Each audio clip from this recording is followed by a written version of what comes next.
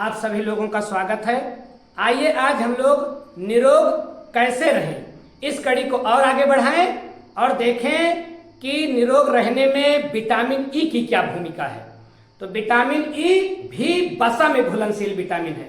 अपने लोगों ने इसके पहले वसा में घुलनशील दो विटामिन के बारे में पढ़ लिया है। किन किन दो विटामिनों के बारे में पढ़ लिया है? विटामिन ए और विटामिन डी। इन दोनों विटामिनों के बारे में पढ़ लिया है और ये दोनों विटामिन वसा में घुलनशील है। आज आइए हम लोग देखें कि वसा में ही घुलनशील और कौन सा विटामिन है। तो वसा में घुलनशील कौन सा विटामिन एक और है? Vitamin E. कौन सा विटामिन? विटामिन ई, बुलाने वाला नाम। लेकिन रियल नाम कौन सा है? इसका सही नाम है टोकोफेराल। बुलाने वाला नाम विटामिन ई, सही का नाम टोकोफेराल। और ये चूंकि बंध्यता रोधी का काम करता है, मतलब जंतुओं में प्रजनन क्षमता को मेंटेन रखता है, बनाए रखता है, बंध्यता का विरोध करता है, प्रजनन क्षमता को कम करने वाले कारक का ये विरोध करता है। इसीलिए भैया इसका एक नाम है बंध्यता रोधी विटामिन। क्यों बंध्यता रोधी?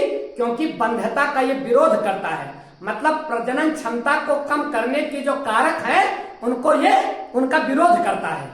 तो बंध्यता रोधी विटामिन या इसी को बोलेंगे एंटी स्टेरिलिटी विटामिन। कौन सा विटामिन?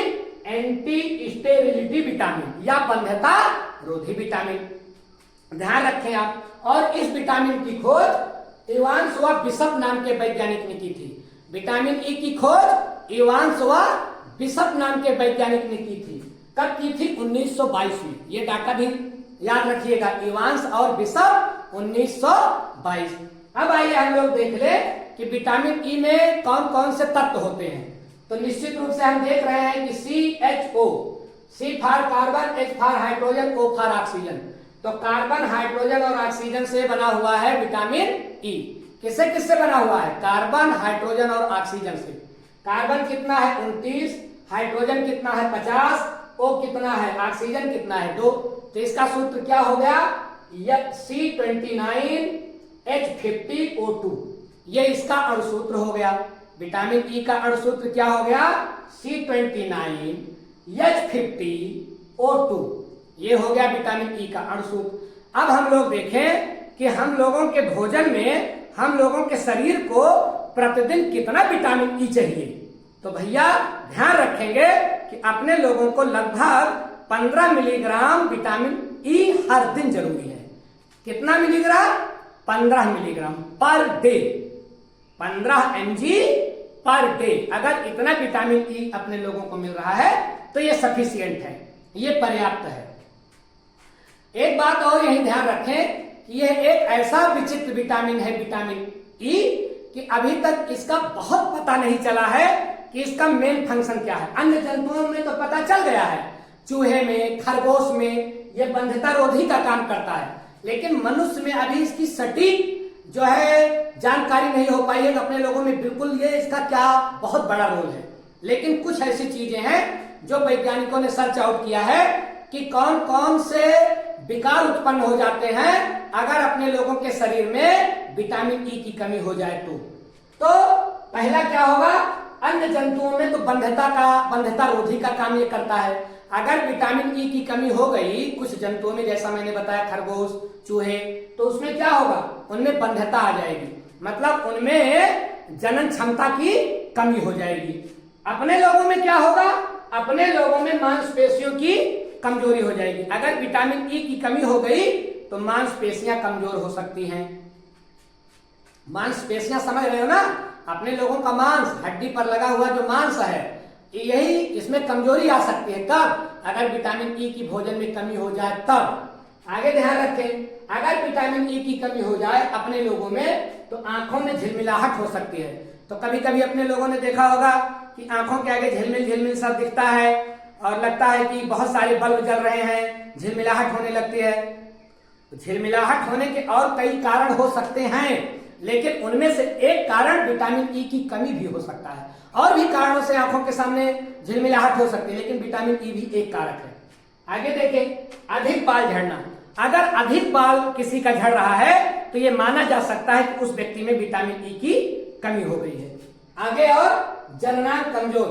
ऐसा पाया गया है कि मनुष्य में भी जननांग में कमजोरी आ जाती है अगर विटामिन ई की भोजन में कमी हो जाती है। तो क्या समस्या आ सकती है? जननांगों में कमजोरी आ सकती है, जनन क्षमता में कमी भी आ सकती है, ऐसा भी हो सकता है। और अगर विटामिन ई की कमी हो जाए तो रक्त छेड़ता की स्थिति उत्पन्न हो सकती है, मतलब एनीमिया भी हो सकता है। रक्त छेड़ता मतलब खून की कमी, और खून की कमी का मतलब कौन सी बीमारी? एनीमिया। खून की कमी कौन सी बीमारी होती है? एनीमिया। तो वो भी विटामिन ई की कमी से हो सकती है। आगे देखें, अगर विटामिन ई अपने लोगों के शरीर में कम हो जाए तो नर्व पेन या जिसको न्यूरोपैथी कहते हैं उसकी समस्या आ सकती है। ये न्यूरोपैथी क्या है? नर्व पेन, मतलब अपने लोगों की जो तंत्रिका कोशिकाएं हैं उनमें दर्द शुरू हो सकता है, तंत्रिका तंत्र में गड़बड़ी शुरू हो सकती है, पेन शुरू हो सकता है। किसकी कमी से? विटामिन ई की कमी से न्यूरोपैथी उत्पन्न हो सकती है, या इसी को नर्व पेन बोलते हैं। तंत्रिका कोशिकाओं में दर्द उत्पन्न हो सकता है। और क्या हो सकता है? अगर जो है विटामिन ई अपने लोगों के शरीर में प्रॉपर है, जितना मिलना चाहिए, तो आरबीसी का निर्माण आराम से होता है। आरबीसी मतलब समझ रहे हो ना भैया? RBC red blood cells, red blood corpuscles, लाल रक्त कणिकाएं या लाल रक्त कोशिकाएं, ये बनना जारी रहती हैं, प्रॉपर बनती हैं जब विटामिन ई की अपने लोगों के शरीर में मात्रा नियमित रहती है। अगर ये कम हो गया तो फिर कौन सी बीमारी हो जाएगी? एनीमिया। आरबीसी मतलब खून की कमी ही तो एनीमिया है।